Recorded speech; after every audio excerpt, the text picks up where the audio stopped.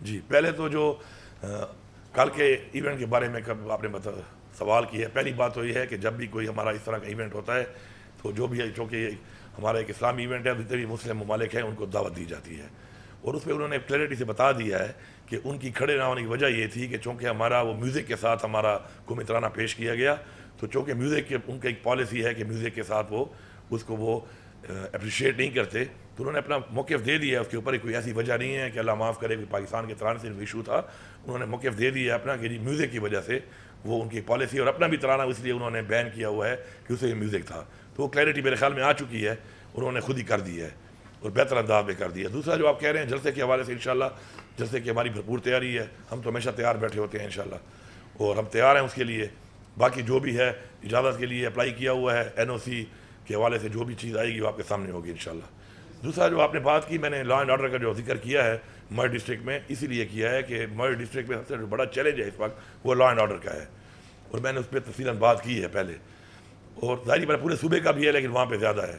तो उसके लिए अब हम दोबारा जो एंगेज कर रहे हैं और कबायली जिरगे बुला रहे हैं और लोगों को हम एम्पावर कर रहे हैं कि वो बैठ कर अपने इन मसाइल में हुकूमत का साथ दें, क्योंकि ऑपरेशंस करके और एक्शंस करके तो उससे वो वाले रिज़ल्ट नहीं आए जो रिज़ल्ट चाहिए थे। तो अब इंशाल्लाह जब ये अवामी जिरगे होंगे, मशरान के जिरगे होंगे और वो बैठ कर मिल कर तमाम इदारे और पुलिस और हमारे तमाम महकमे इंशाल्लाह अवाम की ताउन के साथ मिल के हम जो काम करेंगे तो इंशाल्लाह हमें पूरा यकीन है कि अल्लाह ताला हमारी मदद करेगा और इंशाल्लाह अमन ओमान कायम होगा।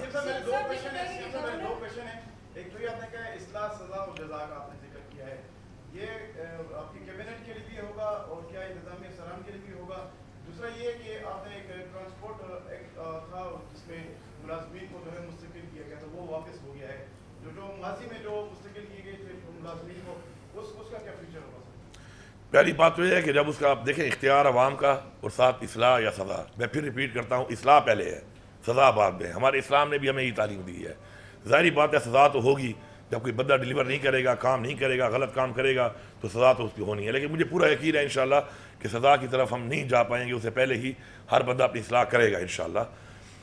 दूसरा जो आपने सवाल किया है डिपार्टमेंट के हवाले से कि जो कोई बंदे हैं और उसके अंदर कोई इशू है, तो ये रूटीन के इश्यूज़ हैं। इनमें काफ़ी ऐसी चीज़ें हैं कि कोई हमारे प्रोजेक्ट से जो प्रोजेक्ट शुरू होता है तो वो प्रोजेक्ट एम्प्लॉइज़ होते हैं, लेकिन अनफॉर्चुनेटली यहाँ पर हम लोग उस प्रोजेक्ट के एम्प्लॉइज़ को फिर प्रोजेक्ट ख़त्म हो गया, ख़त्म होने के बाद वो हैंड ओवर हो गया, तो वो 80-90 करोड़ रुपये साल का अवाम का टैक्स का पैसा है, मेरी ज़ाती पैसा तो है नहीं, तो वो बहुत बड़ी ज़्यादती है कि जिन लोगों की ज़रूरत नहीं है हमने उनको रख के फिर परमानेंट कर देते हैं, पॉलिटिकल प्रेशर में आ जाते हैं। मैं पॉलिटिकल प्रेशर नहीं लेता, बड़ी साफ बात है, मेरी प्रायोरिटी अवाम है।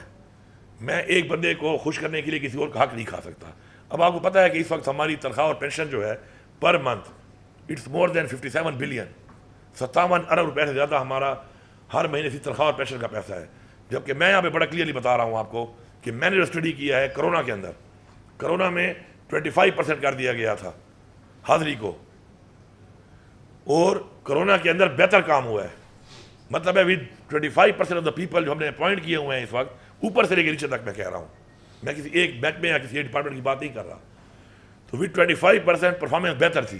तो मतलब है ज़रूरत 25% की थी, हमने सियासी भर्तियाँ करके हमने उसको इतनी ज़्यादा ओवर एम्प्लॉयमेंट कर ली है कि अब वो हमारे पे एक बहुत बड़ा बोझ बना हुआ है।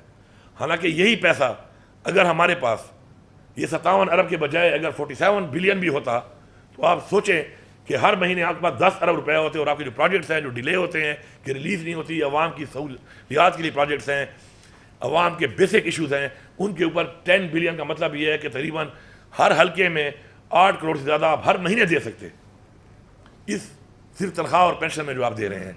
और उससे ओवर एम्प्लॉयमेंट से आप देख लें कि डिपार्टमेंट्स में बहुत से ऐसी जगह हैं, आप खुद बेहतर समझते हैं। अब हम किसी को निकाल तो नहीं सकते, किसी का रोज़गार हम नहीं देने लगे, लेकिन हम मज़ीद ये काम नहीं करेंगे। हम उसी डिपार्टमेंट में उस सेक्टर में इन्वेस्ट करेंगे जिस सेक्टर में पोटेंशियल है और उससे वो रेवेन्यू जनरेट करें और सूबे के लिए और सूबे के अवाम के लिए पैसा लाए, बजाय लाइबिलिटी बनकर हमें हमारे ऊपर और आवाम के टैक्स के पैसे पे बोझ बने। तो हमने बेसिकली लाइबिलिटी तो ख़त्म करना है और लाइबिलिटी को कन्वर्ट करना है इनटू पोटेंशियल। इंशाल्लाह उस पर हमारा काम हो रहा है और बाकी अब ज़्यादती किसी से नहीं करेंगे। अगर कोई किसी भी वजह से ये तो भर्ती हो गया है और वो प्रॉपर भर्ती है, मेरिट पे है, थ्रू प्रॉपर चैनल है, तो उसको हम कुछ नहीं कहेंगे। लेकिन अब ये जो इंटरिम गवर्नमेंट आई है इसके अंदर इनके पास इख्तियार ही नहीं था भर्ती करने का। कोई 1800 बंदा इन्होंने भर्ती कर दी है। वो जो वजीफे लगा के इन्होंने कोटे दे दिए मुख्तलिफ पार्टियों को कि 5 मिनिस्टर तुम्हारे, 4 तुम्हारे, 3 तुम्हारे, 6 तुम्हारे। ये जो खाता इन्होंने किया है और इन्होंने कानून की खिलाफ वर्जी की है और बंदे भर्ती कर दिए हैं, तो मैं तो ऐसे बंदों को तनख्वाह देने के लिए नहीं बैठा यहाँ पर। मैं क्यों एक गैर कानूनी काम को सपोर्ट करूँ? उस पर अगर उन लोग प्रेशर देंगे तो जाएँ उनके पास जिन्होंने गैर कानूनी काम किया है। मेरा तो काम ही उससे नहीं है, तो मैं निकालूंगा उनको। उसके लिए मैं तैयार हूँ कि मेरे खिलाफ कोई प्रोटेस्ट करता है, एक दफ़ा नहीं 100 दफ़ा करे। ये अवाम के टैक्स का पैसा है। मैं उसका इस वक्त इमरान खान का लगाया हुआ, अल्लाह और अल्लाह की तरफ से लगाया हुआ एक अमीन हूँ। मैंने अमानत में ख़यानत नहीं करनी, मैंने अमीन बनना है। उसके लिए मैं प्रेशर भी लूँगा। और जो गैर कानूनी भर्तियाँ हुई हैं, जो गैर कानूनी प्रमोशंस हुई है, किस वजह से हुई हैं, उसके भी एक्शन इंशाल्लाह हो रहा है। सारा डाटा हम कलेक्ट कर रहे हैं। और इसके बाद जो गैर कानूनी भर्तियों का जो प्रोसेस है या कोई गैर ज़रूरी भर्तियों का प्रोसेस है, वो इंशाल्लाह नहीं होगा। अच्छा, मैं इसमें ये भी ऐड कर लूँ कि हमने रोज़गार को फोकस करना है। रोज़गार का मतलब सरकारी नौकरी नहीं होता। उसके लिए हमने माशाल्लाह अपने 3 प्रोजेक्ट्स भी लॉन्च किए हैं, जिसमें हम नौजवानों को, बच्चे और बच्चियों को रोज़गार दे रहे हैं और हर सेक्टर में दे रहे हैं। वो इंशाल्लाह हो चुका है। बहुत जल्द हम वो अपॉर्चुनिटी लोगों को देंगे, लाखों लोगों को देंगे कि वो आएँ और अपना कारोबार करें। इंटरेस्ट फ्री लोन हम दे रहे हैं उनको कि आप आएँ और कारोबार करें अपना। और रोज़गार हमारी प्रायोरिटी है, मगर किसी अवाम के टैक्स के पैसे के ऊपर वजीफे देना की ज़रूरत नहीं है। ये हमारी प्रायोरिटी नहीं होनी चाहिए।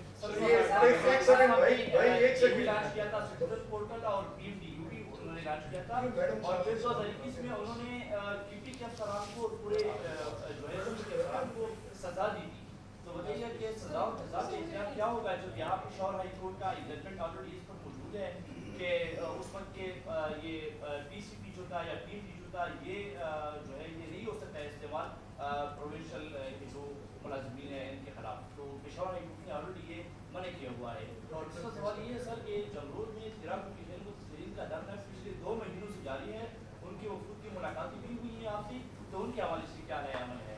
जो पहली बात आपने की है, देखिए जी, जो अदालती मसाइल होते हैं किसी भी हमारे गवर्नमेंट फंक्शनरीज के अंदर, तो उसको हम देख रहे हैं साथ साथ। और हमारा उनसे रब्ता भी है कि हम उनको ठीक करने की कोशिश कर रहे हैं। कि जो बीच में क्लैश आ जाता है कि गवर्नमेंट एक ऑर्डर करती है और अदालत की तरफ से एक और ऑर्डर आता है, उसके लिए हमारी हुकूमत में शुक्र है अब वो मसाइल काफ़ी हल होने की तरफ जा रहे हैं। और उसके अंदर हम कुछ तब्दीलियाँ भी ला रहे हैं कि ऐसे मसाइल पैदा ना हो।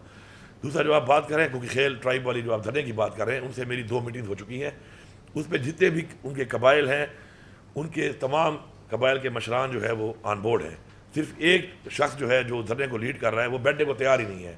और उसका एक अजीब व गरीब किस्म का उसका एक मैं समझता हूँ कि डिमांड है कि वो कहता है कि हमें भेज दो। अब बात यह है कि जब तक इदारों के साथ बैठ के, सिक्योरिटी इदारों के साथ बैठ के मैं एक एरिया को क्लियर नहीं समझता, तो मैं इस तरीके से तो नहीं भेज सकता कि मैं लोगों के बच्चों को, ख़वातीन को वहाँ भेज दूँ। और खुदा न खास्ता वहाँ पे इस वक्त जो हालात हैं तो आपके सामने हैं। कुछ अर्सा पहले जो वहाँ पे वाक़या हुआ है फोर्सेस के साथ, वो बड़ा सीरियस वाक़या था। तो ऐसे हालात में इस तरह का रिस्क लेना कि जी मैं लोगों के बच्चों को और ख़वातीन को वहाँ पे शिफ्ट कर दूँ, जबकि वहाँ पे हालात ही ऐसे नहीं है, तो मेरे ख्याल में धरने की वजह से तो ये काम मैं नहीं कर सकता। मैं लोगों की ज़िंदगी से नहीं खेल सकता हूँ किसी प्रेशर में आके। बाकी उनको मैंने आज सुबह ही मेरी बात हुई है और आज सुबह भी मैंने कमिश्नर साहब को मैंने कल टास्क किया है दोबारा, और मैंने अपने MNA से सुबह बात की है कि आप दोबारा उनको एंगेज करें कि आके बैठे। और मेरी बात ऊपर लेवल पे हो गई है इसके ऊपर कि एक टाइम लाइन हम डिसाइड करें कि यार कब तक क्लियर करके आप देंगे। जिन्होंने क्लियर करना है टाइम लाइन उन्होंने देनी है, मैंने तो देनी नहीं है। तो अब उसके ऊपर हमारा एक कंसेंसस हो गया है कि उन्होंने टाइम लाइन दी है कि हम पूरी कोशिश करके इस एरिया को इंशाल्लाह इतने अरसे में क्लियर करेंगे। तो मैंने दोबारा उनको मैसेज भिजवाया कि आप आएँ हमारे साथ बैठे, तो हम आपको टाइम लाइन जो देंगे इंशाल्लाह। जो उनका पहले का एक उनकी रिजर्वेशन है कि पहले भी एक टाइम लाइन दिया गया था लेकिन वो पूरा नहीं किया गया, तो फिर मैं वही बात करूँगा कि मैं किसी और के डाले हुए गंग का जिम्मेवार नहीं हूँ। मैं अपनी ज़बान का जिम्मेदार हूँ, मैं अपने अमल का जिम्मेदार हूँ। जो वादा मैं करूँगा मैं उसका जिम्मेदार हूँ। अब किसी ने वादा किया पूरा नहीं किया तो उसका घर देखा हुआ है, भाई उसके घर जाओ, उससे पूछो जाकर। मैं तो अपनी ज़बान का और अपनी बात का जिम्मेदार हूँ। इंशाल्लाह जिम्मेदारी से टाइम लाइन देंगे। बाकी उसमें जो फाइनेंसियस का जो इशू था, तो मैं शुक्रगुजार हूँ कि हमारे फाइनेंस डिपार्टमेंट ने उसके हवाले से जो है वो हमने अपनी तरफ से जो फाइनेंशियल चीज़ थी वो अप्रूव भी कर दी है। लेकिन फाइनेंशियल के साथ वहाँ पे जो लॉ एंड ऑर्डर का इशू है वो इस तरीके से हम नहीं कर सकते कि हम लोगों को इस तरह जानते हुए कि वहाँ पे अमन ओमान कायम नहीं हुआ और कुछ ऐसे हालात बन सकते हैं हम उनको वहाँ पर शिफ्ट कर दें। जी थैंक यू।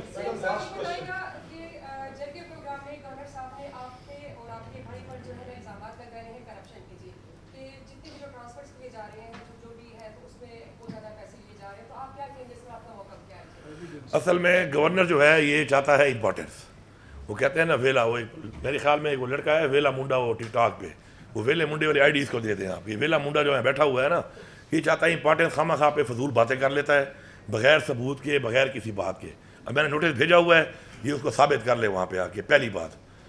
दूसरी बात ये है कि जो आप कह रही हैं कि जी गवर्नर साहब जो है वो जिरगों में बैठ कर इधर उधर बैठ के जो पॉलिटिकल बयान दे रहे हैं, तो आईनी तौर पे तो ये कर भी नहीं सकता, इसका एक काम ही नहीं है, ये वायलेशन कर रहा है और इसकी हैसियत भी नहीं है। इसको ऊपर से बिलावल और जरदारी कहते हैं कि तुम इसको तंग करो, तुम इसको बयान दो।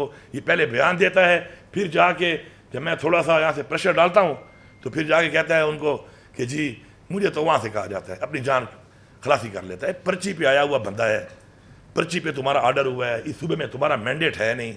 बंदर बांट मैंडेट चोरों के साथ मिलकर जो इस मुल्क पे डाका डाला गया है, इस मुल्क की जमहूरियत पे, उसमें पीपल्स पार्टी को दे दिया यहाँ पर एक गवर्नर। क्योंकि हमारे सूबे के साथ तो हमेशा एक्सपेरिमेंट्स होते हैं, एक ऐसी पार्टी को कि जिनकी इतनी भी मेजॉरिटी छोड़ दें, वोट नहीं है यहाँ पर, वो भी फॉर्म 47 वाले सारे जो बैठे हुए हैं, तो उनको गवर्नर दे दिया गया है। तो अब वो बेचारा वेला है, इसको मेरे ख्याल में रास नहीं आ रहा। जिस तरह मैंने इसको बंद किया है वहाँ पे KP हाउस इस्लामाबाद में, या ये फारिग हुआ है गवर्नर हाउस जो था वो KP हाउस बन गया रसे गली वाला। अब ये चाहता है, और मज़े की बात यह है कि ये मुझे ज़रूरत भी नहीं है करने की, यहाँ पे एक समरी ऑलरेडी आई हुई है, पुरानी पड़ी हुई है कि ये गवर्नर हाउस भी जो है ना, ये भी KP गवर्नमेंट के हवाले किया जाए। तो फिर किसी एनेक्सी में जाएगा या किराए के घर में जाएगा, इसको इज्जत रास नहीं आ रही है। और भाई बड़ा ज़बरदस्त गवर्नर हाउस है, बड़े मज़ेदार ड्राइंग रूम है, टिकटॉक बनाया कर, सर तू बनाता है डेली। एक टिकटॉकर पंजाब में बैठी है, एक टिकटॉकर यहाँ पे छोड़ा हुआ है। टिकटॉक बना ले इस ड्राइंग रूम में जितनी बनानी है, वरना इस ड्राइंग रूम से भी जाएगा, इस बेडरूम से भी जाएगा।